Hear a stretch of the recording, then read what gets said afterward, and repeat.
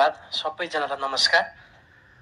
र विषयवस्तुमा जोडिराख्दाखेरि यो जुन परम्परागत ज्ञान सिप या अभ्यास अथवा हामीले त्यसलाई प्रथाजनित कानुन, प्रथाजनित हाम्रो संस्थाहरूको कुरा गरिराख्दाखेरि हामीले लामो समयदेखि यो विषयलाई, यो मुद्दालाई उठान गरिराखेका छौँ। हामीले के भनिराखेका छौँ भने नेपालमा अब सामुदायिक वन या तपाईँको निजी वन या साझेदारी वन या अरू खाली कबुलियत वनहरू भए जस्तै नेपालमा आदिवासी समुदायले लामो समयदेखि व्यवस्थापन गरिआएको कस्टमरी फरेस्टहरू पनि छन्। हामीसँग चाहिँ धेरै रिलिजियस फरेस्टहरू पनि छन्। हामीसँग धेरै कल्चरल फरेस्टहरू पनि छन् र यो सबै वनहरूलाई चाहिँ राज्यले रेकग्नाइज गर्नुपर्छ भनेर हामीले लामो समयदेखि यो मुद्दा उठाइराखेका छौँ।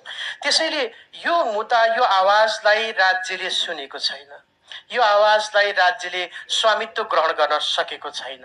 जस्तो कि अघि रेडाइसीको हाम्रो नवराज सरले भन्दै हुनुहुन्थ्यो, यो कार्बनको बेनिफिट सेयरिङहरू गरिराख्दाखेरि चाहिँ आदिवासीमा कसलाई दिने हामीलाई त दिने मान्छे नै फेला पारेनौँ भनेको चाहिँ समस्या यहीँनिर हो क्या। यदि त्यति बेला, यदि उस बेलामा चाहिँ यो हाम्रो कस्टमरी फरेस्ट, यो हाम्रो रिलिजियस फरेस्ट, यो हाम्रो चाहिँ कल्चरल फरेस्टलाई चाहिँ राज्यले रेकग्नाइज गरिदिएको भएदेखि अहिले कसलाई दिउँ भनेर चाहिँ भनिराख्नु पर्ने जरुरत थिएन।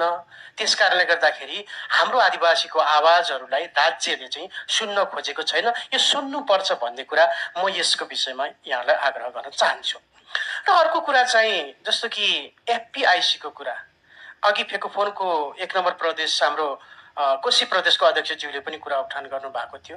यो अत्यन्तै संवेदनशील विषयवस्तु हो। एफपीआईसी जो भनिएको छ यो अत्यन्तै संवेदनशील विषय हो। तर नेपालमा चाहिँ नेपालको राज्यले, नेपालको शासकहरूले चाहिँ यसलाई तपाईँको खेलाउने काम, तपाईँको राजनीति गर्ने काम चाहिँ गरिराखेका छ।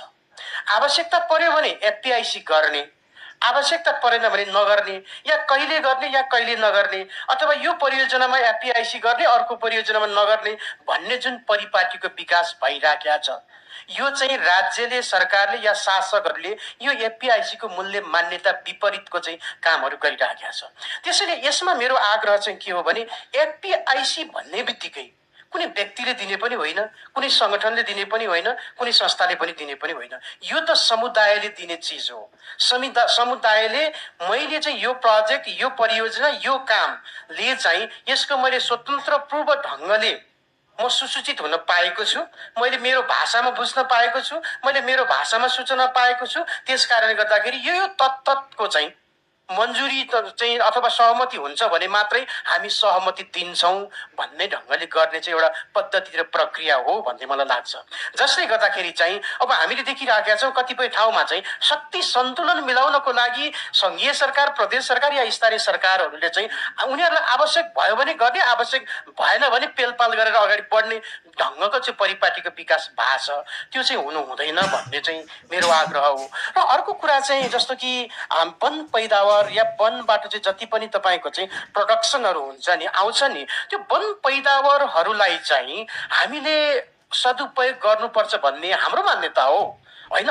वनका जति पनि तपाईँको चाहिँ वनका चाहिँ वनफुलहरूदेखि लिएर या तपाईँको चाहिँ अरू जडीबुटीदेखि लिएर या वनमा हुने अरू ढङ्गको चाहिँ तपाईँको चाहिँ जस्तो कि हामीसँग त धेरै तितो दुःखलाग्दो घटनाहरू छन् होइन। किनभने केही वर्ष अगाडि चितवन राष्ट्रिय निकुञ्जमा एकजना राजकुमार चेपाङ भन्ने चाहिँ व्यक्ति अब न्युरो टिप्न जाँदाखेरि सेनाको बुटले, सेनाको चाहिँ बर्बरताले चाहिँ मारिनु परेको तितो घटना हामीसँग छ। त्यसैले हामी के भन्छौँ भने त्यो वन पैदावारहरू हामी उपभोग पनि गर्छौँ, उपभोग गरेर बाँकी बसेका चाहिँ वन पैदावारहरूलाई हामी चाहिँ तपाईँको बिक्री वितरण गरेर त्यसबाट जीविकोपार्जन पनि गर्छौँ।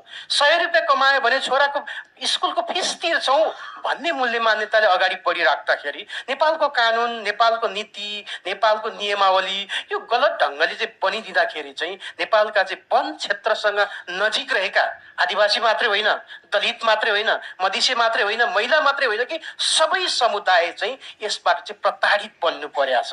त्यसैले चाहिँ नेपालको यस्तो खाले विभेदकारी चाहिँ नीतिहरू, कानुनहरू चाहिँ तपाईँको सिंहदरबारमा बसेर बनाउने होइन भन्छु कि म। यो त तपाईँको गाउँमै पुग्नु पर्यो, समुदायमै पुग्नु पर्यो, समुदायकै प्रतिनिधित्वले दिएको सल्लाह सुझाव अनुसार चाहिँ यो कानुनहरू बन्नुपर्छ, जसले गर्दाखेरि त्यो समुदायसँग चाहिँ नजिक रहेर चाहिँ त्यसले काम गर्छ भन्ने कुरा चाहिँ म यहाँहरूलाई आग्रह गर्न चाहन्छु। र यो सँगै अब कतिपय ठाउँमा अघि कुराहरू पनि आइसकेका छ, अघिल्लो पालिको प्यानल डिस्कसनमा पनि भएको छ कि यो एपिक भन्ने चिज चाहिँ एउटा फर्मालिटी, औपचारिकताको लागि मात्रै गरिराखेका देख्छौँ क्या, तर यो होइन। यो चाहिँ तपाईँको नेपालको चाहिँ आदिवासी जनजाति लगायत वन क्षेत्रसँग नजिक रहेर काम गरेको सबै समुदायले चाहिँ तपाईँको आफ्नो अधिकारहरू सुनिश्चित गर्नको लागि हिजो आफूले चाहिँ जुगौँ जुगदेखि जोगाउँदै आएको वनहरूलाई चाहिँ आफ्नै तरिकाले व्यवस्थापन गरिआएको छ नि त, होइन? हिजो वन नियमावली नआउँदै गर्दाखेरि, हिजो वन ऐन नआउँदै गर्दाखेरि, हिजो राष्ट्रिय निकुञ्ज ऐन नआउँदै गर्दाखेरि त हाम्रा पिता पुर्खाहरूले त वन त हराभरा बनाएका थिए नि त, वन त उपभोग गरेका थिए नि त, वन त संरक्षण गरेका थिए नि त, वन त नयाँ पुस्तालाई हस्तान्तरण पनि गरेका थिए नि त। तर आज चाहिँ हिजो हाम्रो जिजु बाजे बराजु या चाहिँ तपाईँको पुर्खाले तपाईँको जोगाएका वनमाथि नेपालको शासकहरूले समुदायबाट विमुख रहेर चाहिँ एक खाले राजनीति गरेको परिपाटी छ। त्यस कारण त्यसको अन्त्य हुनुपर्छ भन्ने कुरा म अनुरोध गर्न चाहन्छु। धन्यवाद।